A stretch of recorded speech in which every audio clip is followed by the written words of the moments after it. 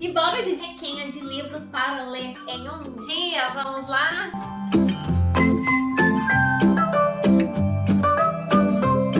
Olá, que bom que você está aqui para mais um vídeo deste canal. Eu sou a Úrsula e hoje eu vou gravar um vídeo rapidinho porque já são 5 horas da tarde de terça-feira. E eu decidi gravar esse vídeo porque eu perguntei numa caixinha lá no Instagram qual vídeo que vocês achavam que eu devia gravar primeiro, e todo mundo, quase todo mundo, quis que eu gravasse livros para ler em um dia. Então, se você não me segue no Instagram, já me segue lá para você me dar dicas de temas para os próximos vídeos, acompanhar meu dia a dia. E já te peço para se inscrever no canal se não for inscrito, deixa um like logo no início do vídeo, assim você me ajuda na divulgação, comenta, compartilha, me dê sugestões por aqui, eu vou amar saber. E se você já leu um desses livros ou pretende comprar algum desses livros, por favor, use o meu link de associada da Amazon, comprando por esses links que eu deixo abaixo, tanto na descrição quanto em um comentário fixado. Você me ajuda com uma pequena comissão e não vai pagar mais nada pelos seus livrinhos. Você compra o seu livro com preço normal e me dá uma pequena comissão, tudo bem? Gente, são 15 livros, então vai ter que ser ligeirinho, rapidão. Vou falar pouco, sucintamente desses livros. E se for ter alguns que já tem resenha, eu sinalizo quando tiver resenha pra vocês conferirem o vídeo, né, e a resenha, caso vocês queiram mais informação dos livros. E me diga se o áudio tá bom. É o primeiro vídeo que eu gravo, gente, dentro do estúdio, sem um microfone próprio, só com o microfone do celular. Então, eu ainda não tenho um microfone porque esse novo celular não tem entrada P2 e meu microfone antigo era entrada P2. Então, vamos ver se vai dar certo, se o áudio vai ficar bom. Antes de começar a lista, eu quero dizer que o fato de eu falar que esses livros podem ser lidos em um dia não quer dizer que você tem que ler em um dia. Você pode pegar essas dicas para aproveitar em um final de semana que você tem tranquilo para ler mais. Você pode pegar essas dicas para engrenar em uma leitura de maratonas. São ótimos livros para colocar em maratona. Vai ter a maratona de inverno, então acho que vocês podem aproveitar essas dicas para encaixar nos desafios. E outra coisa que você pode, para você, que eu conheço gente que só tem 15 minutos para ler. Eu tinha uma instrutora de Pilates que ela só tinha 15 minutos por dia para ler. Nesses 15 minutos, quando é um livro curto, flui melhor, os capítulos são mais curtos. Então eu acho que essa dica aqui não quer dizer que se você não conseguir ler um livro desse um dia, você é menos leitor. Apenas são dicas de leituras que vão fluir mais rápido, que você vai conseguir ler em menos tempo. Seja um dia ou um final de semana, ou durante a semana aí, tá bom? Maratona, como eu disse. Não se sinta menos pesado nem cobrado para ler esses livros rapidamente, tá bom? Eu vou começar indicando 5 livros nacionais, rápidos de ler. Tem dois clássicos aqui, então para você que quer ler mais literatura nacional, já vamos começar com o pé direito nessa lista. Primeiro livro que eu vou indicar é o Jorge Amado, né, Capitães da Areia, nessa ediçãozinha basiquinha da Companhia das Letras, só que muito gostosinha de ler. Eu li esse livro, gente, em abril, só que eu não trouxe as leituras de abril aqui, né? Mas basicamente, gente, esse livro é muito importante para a história do Brasil, porque ele foi publicado lá em 1937, e na época que ele foi publicado, tinha muitas questões políticas e sociais acontecendo no Brasil, principalmente lá em Salvador. E esse livro foi recolhido pela polícia e queimado em praça pública. E o Jorge Amado só vê uma certa perseguição na sua vida e política, né? Aqui atrás, nessa edição, mesmo ela sendo pequenininha, ela traz um cronograma muito interessante sobre a história do Brasil, o que estava acontecendo na época que esse livro é publicado.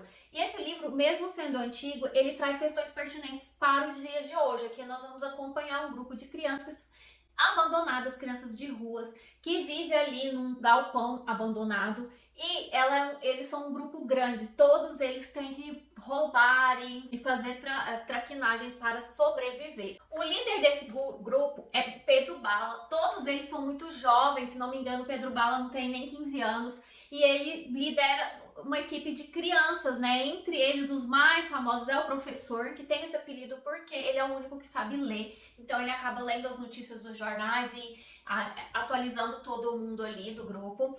Tem o Sem Pernas, que é um menino muito sofrido, muito amargurado.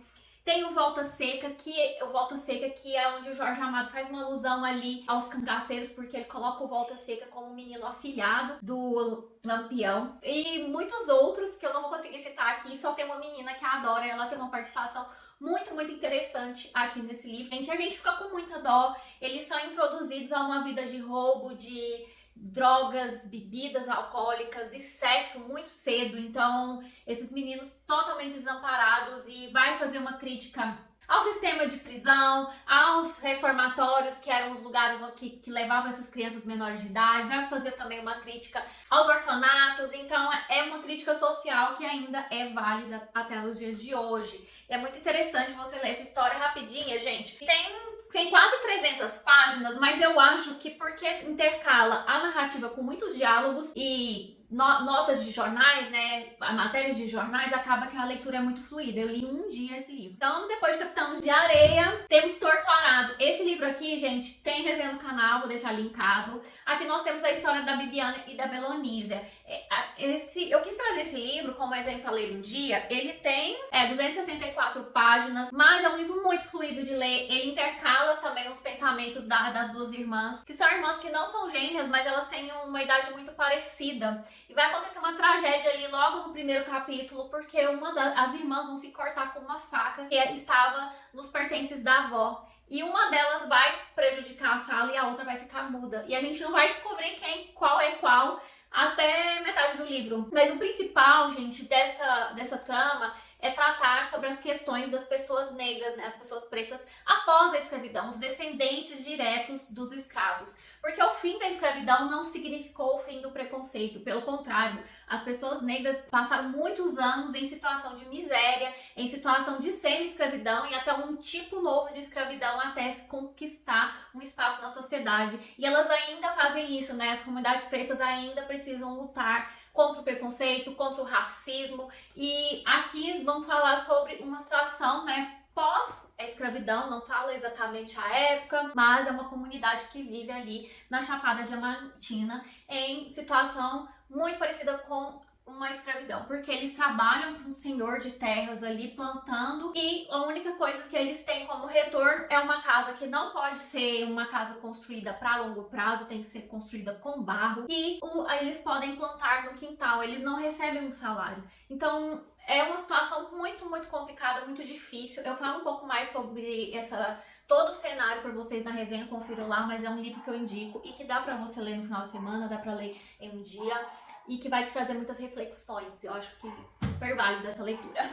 Aí nós temos um livro divertido, para aquele dia que você tá bad, para aquele dia que você só quer uma coisa alegre para ler. Alto da Compadecida é um livro escrito em forma de teatro, versos, né?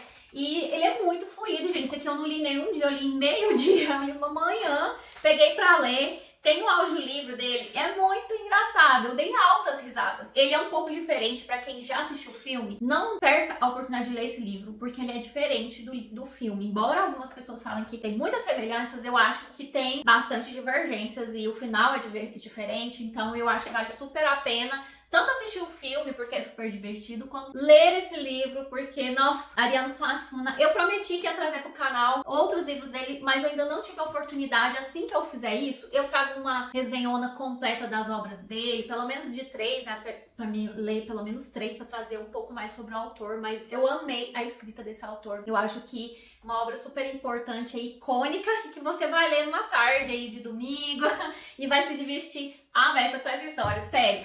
E só pra quem não conhece, gente, aqui nós temos o Chicó e o João Grilo, que eles vão tudo começar com uma peça que eles vão pregar ali em um senhor que é rico da cidade, né? Vai acontecer um mal-entendido, eles vão pregar uma peça, enganar tanto o padre da cidade como um senhor muito rico ali, e eles vão entrar numa sinuca de bico e aí eles vão ter que orar pra Nossa Senhora pra resolver essa situação, gente, mas é muito divertido. Se eu contar o que é, vai perder a graça, então entra nessa história sem saber muita coisa, mas saiba que você vai se divertir um monte lendo esse livro. Aí nós temos um livro de contos da Lígia Fagundes Telles, antes do Baile Verde. Esse livro aqui, gente, ele tem vários contos, então ele é ótimo aí pra quem tá com pouco tempo pra ler, quer ler um conto por dia, super tá valendo. Ou mesmo se você tirar o final de semana, um dia, você vai conseguir ler. Ele tem 205 páginas, então é super rápido de ler. E os contos, a Lígia, pra quem nunca leu ela, é uma ótima porta de entrada, porque ela tem um quê de começar suavemente uma história e de repente, ó, arrancar teu tapete, uma coisa que vai deixando umas migalhinhas, um suspensinho, o final geralmente é muito chocante, você fica o que rolou. Então eu acho que pra quem gosta de ser surpreendido, de ter uma dose ali diária e pequena de um conto bacana, super indico. Eu dei 4 estrelas na época, mas assim, gente, quero dizer que todos esses livros que eu tô indicando são livros que eu gostei, tá? Eu não ia fazer uma lista de livros pra ler um dia de livros que foram menos de 4 estrelas pra mim, tá bom? Então todos aqui são mais 4 estrelas, não vou me adentrar tanto. E também, se você quer saber classificação indicativa, fica abaixo naquela lista com os links, os nomes dos livros e a classificação indicativa. E se tiver algum gatilho muito forte, eu já vou citando aqui no meio do vídeo, tá? Agora nós temos um livro com vários gatilhos, que é Tudo é Rio, da Carla Madeiro. Foi meu primeiro contato com essa autora. Já tem um outro livro dela, que vou deixar aqui, esqueci o nome. Aqui, gente, nós temos um casal, que é a Dalva e o Venâncio. Eles têm uma história de amor muito bonita, começa contando ali, na verdade, do fim pro início, tem uma mistura de um quê de vai pro passado e volta pro presente, então ela brinca com essa questão de tempo. E eles têm uma história bonita, eles começam muito bem esse relacionamento, eles são casados, só que alguma coisa deu muito errado ali nessa relação. E no momento de fragilidade desse casal, vai surgir uma mulher chamada Carla, que é uma prostituta muito desejada na cidade. Ela pode escolher os seus clientes e ela vai dar em cima do Venâncio. Só que ela não vai conseguir o que ela quer de início e ela vai se sentir muito ressentida. Então nós vamos acompanhar esse triângulo amoroso, mas só que é muito mais que um triângulo amoroso. A escrita dela é poética, você vai fazer várias anotações, você vai se pegar pensando na vida, e todo o livro baseia nesse título de Tudo é Rio. É como se o rio corresse devagar em alguns momentos e depois é uma correnteza, uma loucura. Então ela tem esses momentos, essas nuances na história. O final não me agradou, gente. Se não fosse o final acho que a autora foi um pouco irresponsável com uma situação aqui. Fica meio sem uma solução justa, sabe? Eu achei que teve uma certa passada de pano por uma coisa que é muito grave, né? E por isso eu tirei uma estrela, mas mesmo assim eu surtei lendo esse livro. Foi um livro que eu li em uma tarde, de tão surtada que eu não conseguia parar de ler. Mas ele tem 208 páginas, então também é um livro que dá pra você ler um dia, um final de semana. Adianto que tem vários gatilhos, tá? Então a lista toda de gatilhos tem que dar uma pesquisada, porque se eu citar tudo aqui vai ficar longo. Mas tem vários gatilhos, é bem pesado. E cuidado ao ler esse livro, e porque tem questão de depressão, de suicídio, tem abuso, tem também violência, então cuidado. Mas, e também um outro aviso, na hora que você começar a ler, ele é tão envolvente que você não vai conseguir parar, então tire um tempinho pra começar a ler esse livro, porque vai ser uma tacada só. Agora vamos para algumas indicações de autores asiáticos. Eu ando gostando de ler autores asiáticos. Tenho 3 aqui pra vocês. É Kim Yong, nascido em 1982, curtíssimo. Gente, eu li isso aqui no voo. Eu tava indo pra Buenos Aires e eu li essa história. Ela tem menos de 200 páginas, 172 páginas. É um livro que vai te causar desconforto se você for mulher. Aqui, a Kim Jong, ela nasce em 1982, uma década muito sofrida lá na Coreia do Sul. Só pra falar que a autora é coreana, né, da Coreia do Sul, Chon Nam-ju. Ela vai contar um pouco dessa parte social das mulheres, né, da divergência de salários, do quanto a mulher sofre desde o nascimento. E essa família onde a Kim Jong nasce, né, ela tem uma irmã mais velha, ela é irmã do meio e ela tem um irmão mais novo. E as duas irmãs, elas nunca tiveram o mesmo valor que esse irmão mais novo. Quando ele nasce, ele é simplesmente a alegria da família. Porque lá as mulheres são desvalorizadas socialmente, elas recebem salários menores, elas têm menos condições de crescer na vida, então elas têm que estar cavando o tempo todo oportunidades. E quando elas engravidam, elas são ainda mais desvalorizadas, porque o papel da mulher já não é valorizado quando ela trabalha, imagina quando ela se dedica ao lar. É o que acontece aqui, essa mulher que lutou tanto para conquistar um emprego, tanto para conquistar uma vaga no mercado de trabalho, acaba se casando e tem uma filha. Ela precisa abandonar o trabalho que ela tanto lutou para conquistar, para cuidar dessa menina. E vão acontecer muitas coisas, porque ela vai ter uma questão aqui mental, né? Ela vai passar por um trauma muito grande, porque vão se acumulando pequenas coisinhas ao longo da sua vida. E a história é narrada pelo psicólogo, psiquiatra dela, né? Que começa a narrar esses episódios desde que ela nasceu. Gente, dói, é sofrido, a gente se identifica muito com os assédios que ela sofre ao longo dos anos. E dá uma reflexão, o final não me agradou tanto, porque é um final abrupto. Mas mesmo assim, eu acho super válido, super indico. E é uma leitura crua, ela vai direto ao ponto, ela não tem nada de poética, né? É uma coisa muito, acho que dos autores da Coreia do Sul, eu teria que ler mais autores, né, pra saber se é uma tendência, mas eu achei bem interessante essa história, é super rápida de ler, gente. Li no voo! Antes que Café Esfrie é de um autor japonês, né? Ele é o Toshikazu Kawaguchi. Tem um videozinho muito fofinho que eu deixei aqui, vou deixar aqui nos cards, uma resenha completinha. Mas basicamente nós temos um café muito charmosinho lá em Tóquio, no Japão, onde é possível voltar ao passado. Só que tem várias regras a ser seguidas. E uma delas é que você não pode mudar o futuro, que você só pode voltar para o passado dentro desse café, né? E ir sentando em uma determinada cadeira. E a pessoa que você queira visitar tem que ter te encontrado nesse café, porque senão não é possível. Então tem várias questões aqui, vamos acompanhar 4 histórias de pessoas que vão viajar no tempo em busca de ter uma resposta para algumas questões que elas têm e tentar seguir suas vidas. É muito bonito e rápido de ler, dá pra ler em uma manhã, uma tarde, muito gostosinho, muito rápido. E eu super indico, e pra quem gosta de café, já prepara o café antes de começar, porque é muito legal.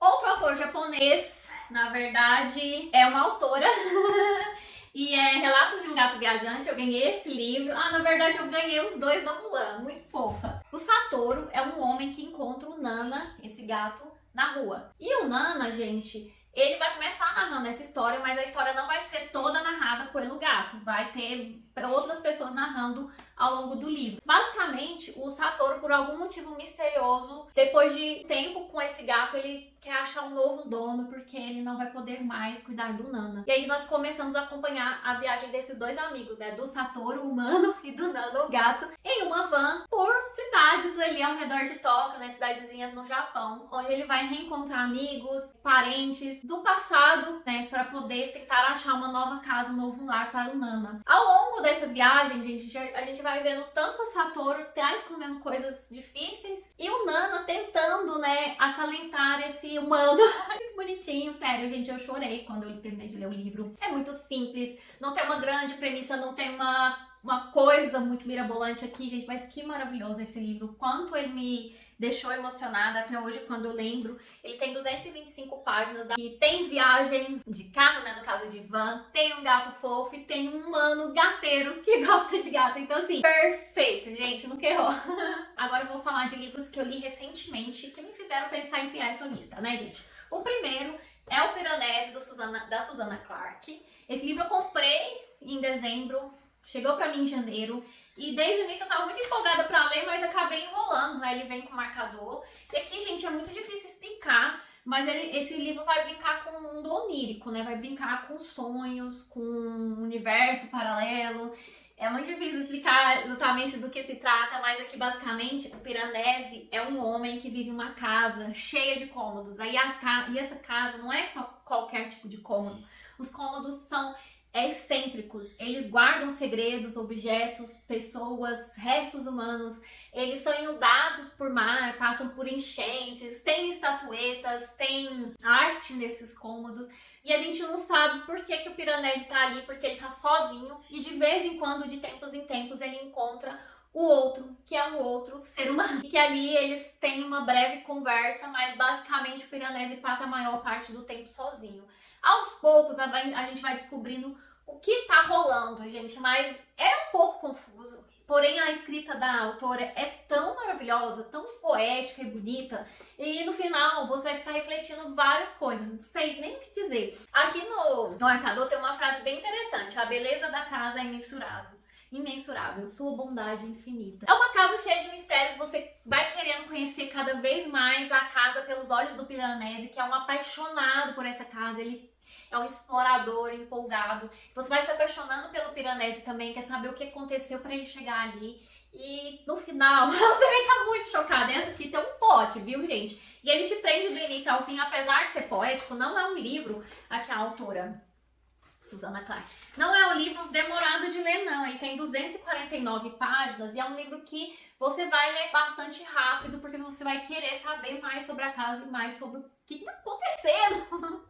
Agora um livrinho do King, pra quem gosta aí de King ou pra quem quer conhecer um pouco da escrita do King e não quer começar pelos livros gigantes que ele tem, que todo mundo indica que a coisa, 963 e tantos outros com mais de 500 páginas. Então, assim, eu indico esse livro para você começar a conhecer um pouquinho, ter um gostinho do King, que é Depois. E aqui nós temos uma criança, gente, que é o James. Ele é o James. É uma criança ali, um adolescente. Eu esqueci quantos anos que ele tem, porque eu acho que essa história acompanha ele desde os 9 anos. E o King claramente se inspirou no filme, porque Apenas os mortos não têm segredos. Ele vê mortos, com que frequência? Então, quem que se inspirou naquele filme famoso, que eu esqueci o nome, É o Sexto Sentido? Acho que é o Sexto Sentido. E aí, gente, nós temos o James que ele vê mortos. E essa daqui é a mãe dele. E a mãe dele é uma escritora. Na verdade, a mãe dele, ela tá no mercado literário. Então, ela lida com autores, mas ela não é autora de livros. E o James, ele vai se meter em várias encrencas por conta dele enxergar mortos. Algumas pessoas vão tentar se aproveitar desse dom que ele tem. Ele vai passar medo em alguns momentos, você vai querer abraçar esse menino, mas é muito divertido. Aqui, esse é o tipo de livro rápido de ler, que tem muitas aventuras, que você vai acompanhando o James ali desde os 9 anos até ele adolescente. E ele vai passar por situações bem pesadas, dá um medinho em alguns momentos. Eu anotei aqui atrás, gente, porque o King, ele tem mania de citar outras obras dele. E aqui não é diferente. Ele cita It a Coisa, ele fala sobre o ritual de Sherd. E ele também faz uma alusão aqui a um conto que tem lá no livro Quatro Estações, que é o conto de Rita Hayworth. Tem representatividade LGBTQIA+. E o interessante, porque tem algumas pessoas que se perguntam, né, por ser um livro muito curto do King, mas é porque lá fora, gente, ele foi publicado pela editora Hard Case Crime. Essa editora é uma editora que publica livros curtos, que tem essa pegada mais policial, mas que tem a ideia de ser livros de banca. Então são livros curtos, rápidos, para se ler muito lindo, rapidinho. E por isso o King publicou por essa editora, esse Depois, e também Joyland, que são 2 livros dele mais curtos. Mas é porque lá fora ele foi publicado em uma editora que tem uma proposta de livros mais curtos. Então aqui você não vai ver tanta descrição, construção de personagens, que é uma coisa muito característica do King. Ele constrói toda uma ambientação, ele te traz uma história. Aqui eu não senti tanto dentro da história, mas ainda assim tem um sarcasmo, tem o que sobrenatural, aquela aventura. E as falas tão características que ele traz nas obras dele. Então é uma ótima pedida aí pra quem quer um livro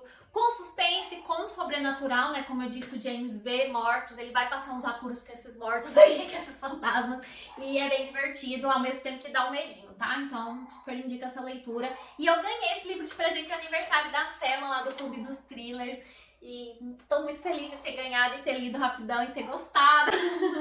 Hoje, no dia que eu tô gravando esse vídeo, terça-feira, eu terminei de ler O Anel de Lois Cold. É um livro que tá ali no meu 12 pra ler, pra 2022. É da Selma Lagerlöf, que é sueca, eu acho.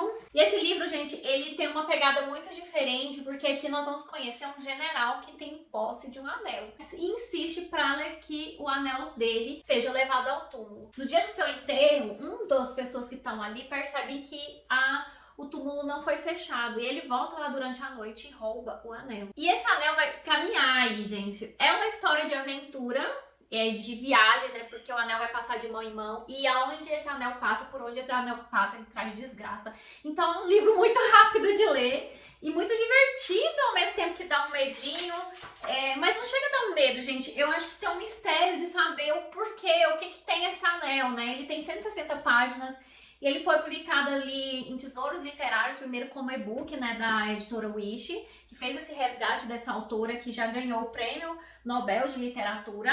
E é uma obra muito interessante, antiga, um resgate aí. Tem outras obras da autora que eu quero ler e eu gostei, indico para você que gosta de uma aventura, que tem um quê ali de cultura egípcia, né, bem fundinho mesmo.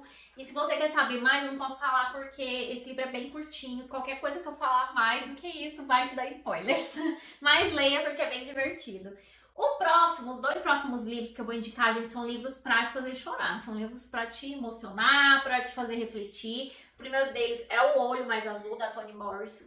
Toni Morrison, foi o meu primeiro contato com ela. E esse livro tem gatilhos de estupro, de suicídio, de racismo muito forte. Então ele vai tratar aqui de uma personagem que é a Pecola. Ela vai ser retratada pelos olhos de outras pessoas.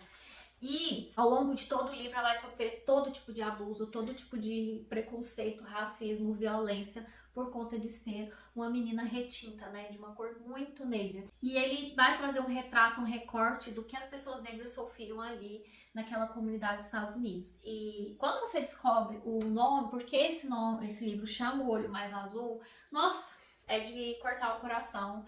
E eu acho muito importante ler sobre o assunto. Eu tenho tentado ler mais sobre racismo, porque como uma pessoa branca, às vezes não, com certeza eu não tenho a mesma visão e não consigo entender em todas as suas nuances do que uma pessoa negra passa, né, até os dias de hoje, em questão de racismo, preconceito, em questão de lutas, né? Muito intenso.